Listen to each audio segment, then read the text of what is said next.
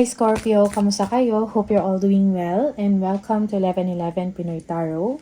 In today's reading, tingnan natin ang inyong romantic love situation or love relationship. Ano yung energy ng person mo towards you and towards the connection. Please subscribe, like, comment, and share. And please tap the bell for updates or notifications from this channel. Maraming salamat sa inyo Scorpio. Energy ng person mo towards you and towards the connection.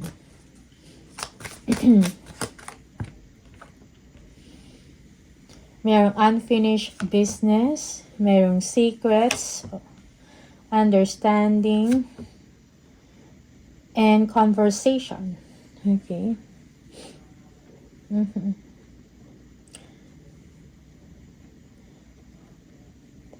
Yeah, your person, parang gusto kang tawagan ng person mo, gusto kang kamustahin, okay, or kausapin.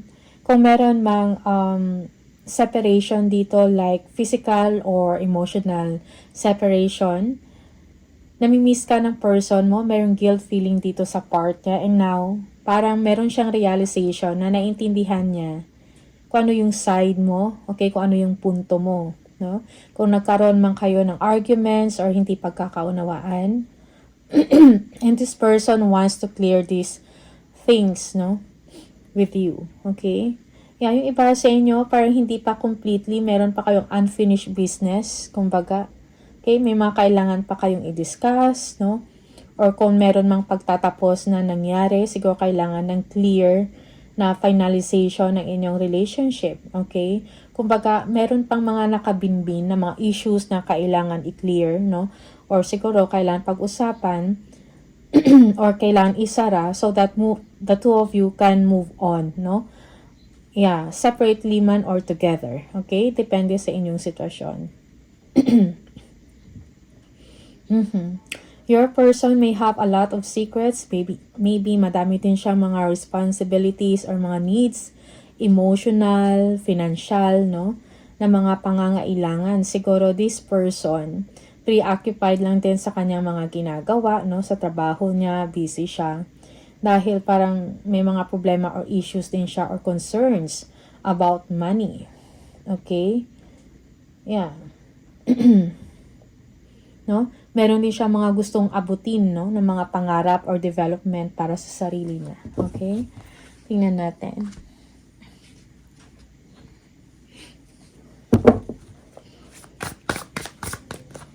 Scorpio, energy ng person mo towards you and towards the relationship. Scorpio.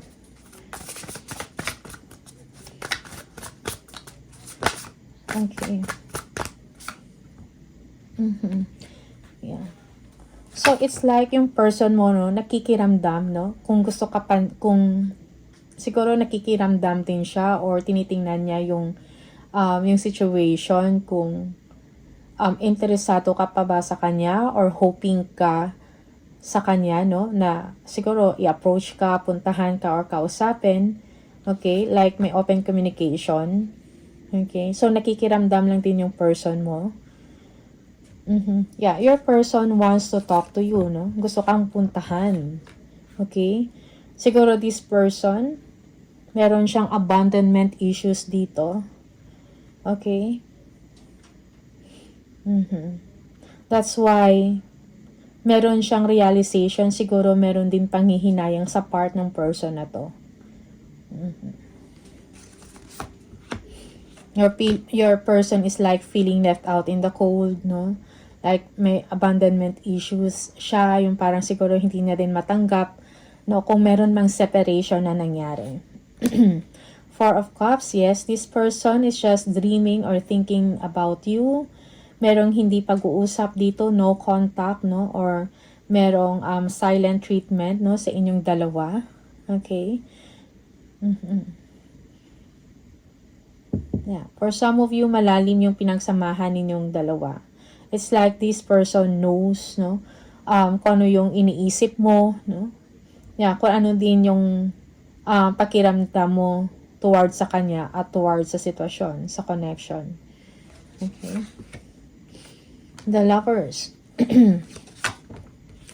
Yeah, nagre-reminisce yung person mo, nami-miss ka. Okay. Yeah, maybe this person is not yet giving up, no, sa inyong dalawa. Okay. But then, parang kailangan mangyari yung nangyari. Maybe itong tao na to, parang trinit ka as best friends, no?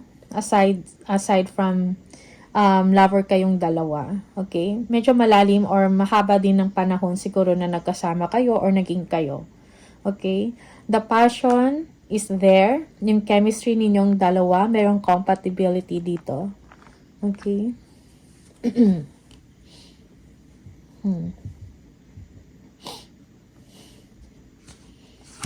Yeah, your person here has a heavy heart, feeling lonely.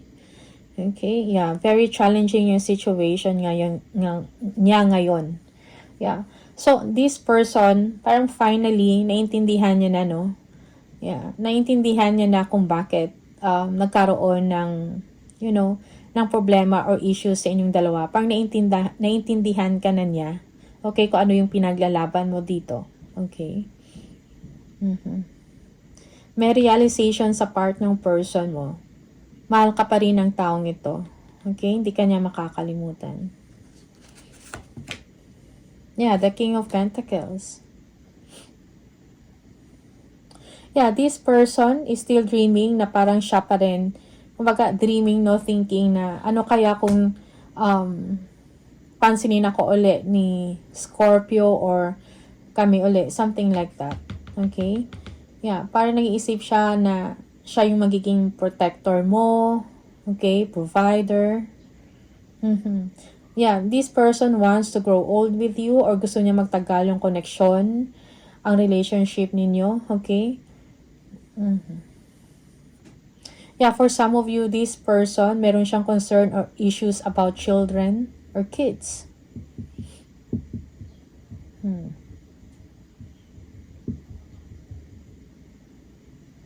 Okay. Merong panghihinayang talaga sa part ng tao na to, ng person mo, Scorpio. Yeah, 10 of Wands. Yeah, so this person is struggling. Okay. Parang nahihirapan din siya sa sitwasyon niya ngayon, no? Very challenging sa part niya. Okay. Siguro madami din talaga siyang obligation, no, or responsibilities. Not only siguro sa'yo or about sa relationship ninyo, but sa mga tao pang involved, no? Or umaasa or connected sa kanya. Okay? Yeah. Marami siyang responsibilities. Feeling burdened siya, no? And siguro, feeling burdened dahil, or merong guilt feeling sa part niya. Siguro, meron siya mga promises and commitment or pinaasa ka, something like that. Okay? Yes, the Hierophant.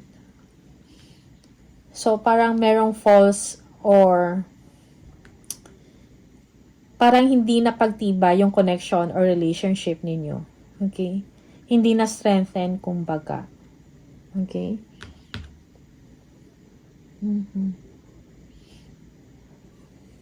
Yeah. Parang hindi balance eh. Siguro yung, yeah, also sa part mo, Scorpio,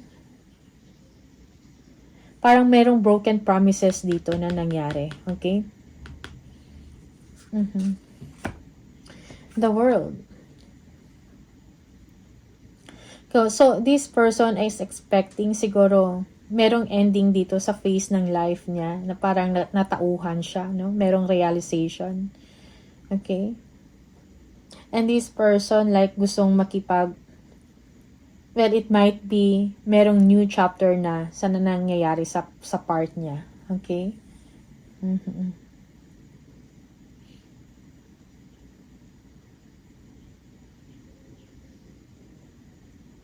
Yeah, for some of you, this person wants to build stability, no? In the relationship or in the connection. Okay? Yeah, parang gusto ng person mo, if he or she will be given the chance, no, by you. Parang gusto niya magkaroon ng makipag-compromise sa inyo so that you can start all over again. Okay? Parang next phase or new beginning sa relationship or connection ninyo. Okay? Yeah. Meron ding bonding dyan. Queen of Pentacles.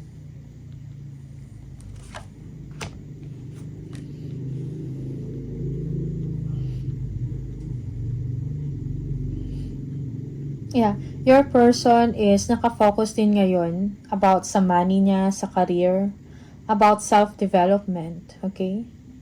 Yeah, also maybe this person is thinking about spending time with you, no? Mag-focus sa inyo, or gusto niya makipag-usap, cooperate sa inyo, okay? Yeah. Yeah, this person also wants to help you or assist you kung kailangan mo siya, Scorpio. Okay? Like, your person knows na kailangan mo din siya.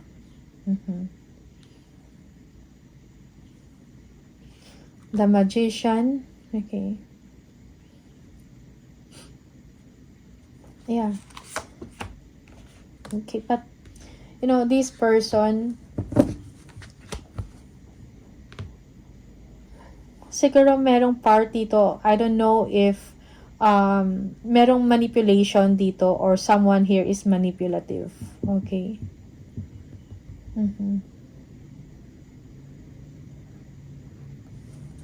King of Wands, this person has a lot of plans, no? Hindi lamang para sa sarili niya, okay? Gusto niya magkaroon ng improvement.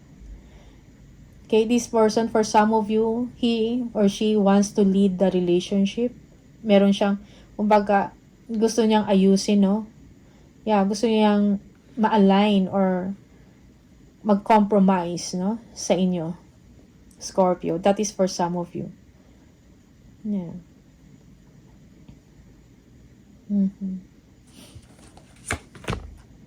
The Hangman, okay? Yeah, for some of you, this person is just waiting for you na kumontak, no? Or kausapin siya or bigyan mo siya ng oras. This person is willing to let go of pride or ego, no? Para matanggap or ma-accept mo siya uli. Something like that, okay? That is for some of you. Willing niya i-break yung mga unhealthy behavior niya or patterns, no? Or attitude para sa inyo, okay? Yeah. 5 of Pentacles. Someone here, yeah, left out in the cold, no? Meron abandonment issues. Yeah, for some of you, this person, nahirapan siya sa kanyang sitwasyon. Okay? Kailangan niya ng improvement financially or maybe may problema siya about work. Okay? And maybe for some of you, this person is siguro hoping na makipag-communicate ka sa kanya. Okay? Yeah. This person is parang feeling rejected, no? Or hindi mo siguro to pinapansin, no? Hindi ka nagkikipag-communicate. That's why nalulungkot siya or, you know, he or she feels lonely. Okay? Yeah, for some of you, this person, merong siyang ginawa na misbehavior, kumbaga. Maybe, yeah, misbehavior. 3 persons. Something disgraceful, no? And this is something na parang willing siyang magbago, okay, para sa inyo. Okay?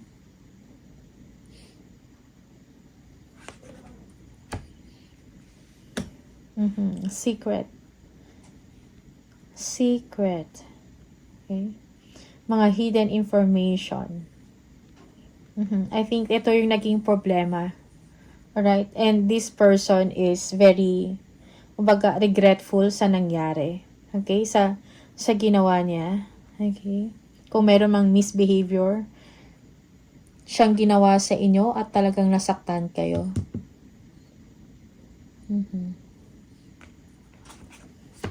Now, this person is willing to make effort, no? Kung bibigyan siya ng chance or bibigyan mo siya ng chance, Scorpio. So, this person is waiting also a signal from you, no? Kung interesado ka pa ba sa kanya or if if ever kung tanggapin mo siya uli, something like that, okay?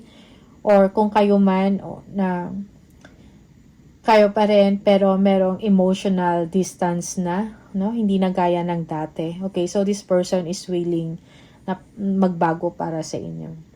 Okay? So again, merong competition dito, parang ang gulo ng situation.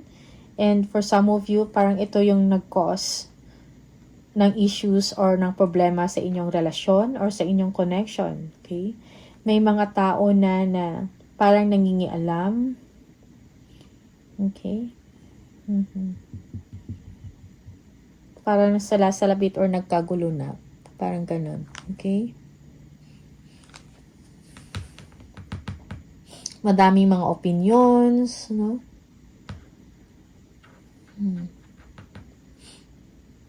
For some of you, this person, parang meron siyang heavy baggage, no, na dinadala. Siguro guilt ito sa part niya. Okay?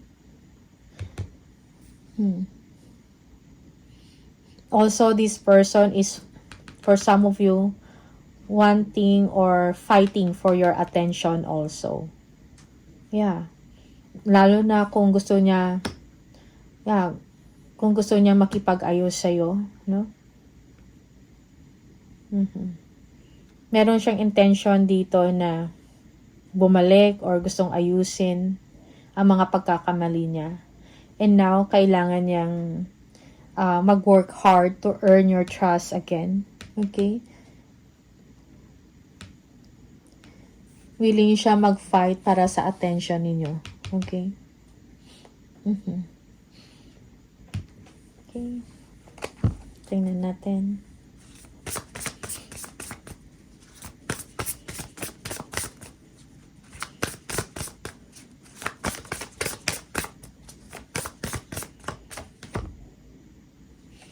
Page of Cups. Okay.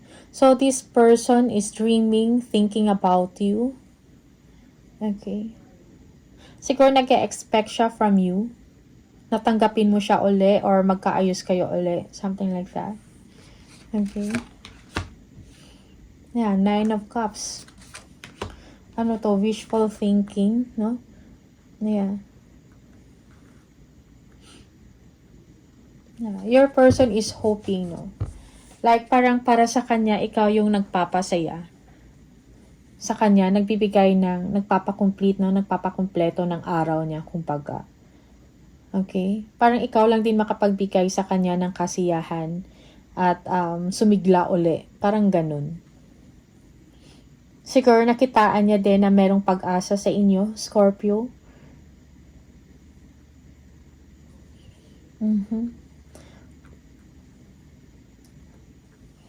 Merong pagkakaayos na mangyari dito. Okay? That is for some of you.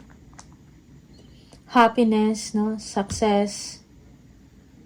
Okay? Yeah, for some of you, parang this person is planning or will be inviting you to go somewhere, maybe to travel, no? And you will be going together. Okay? Yeah. Alright, tingnan natin.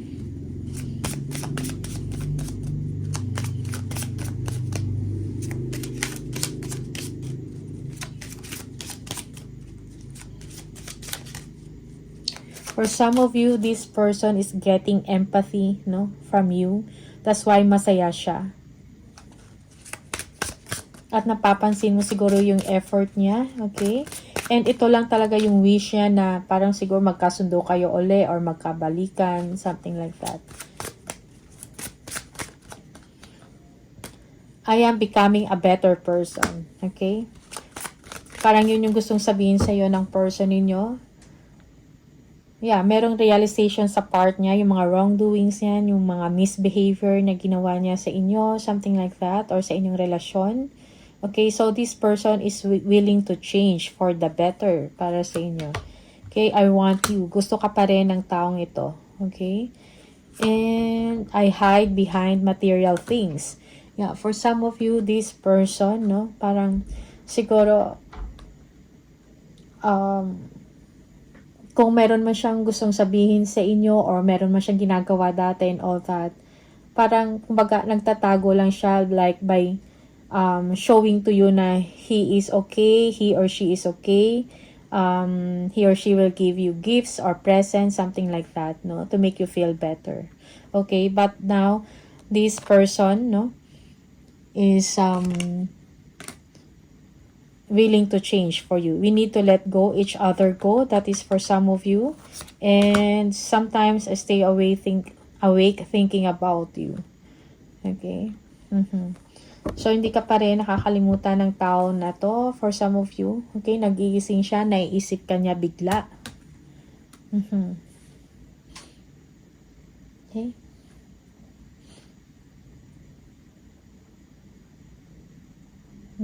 Okay, so Scorpio, these are the messages for you. Maraming salamat and see you on the next video. Bye!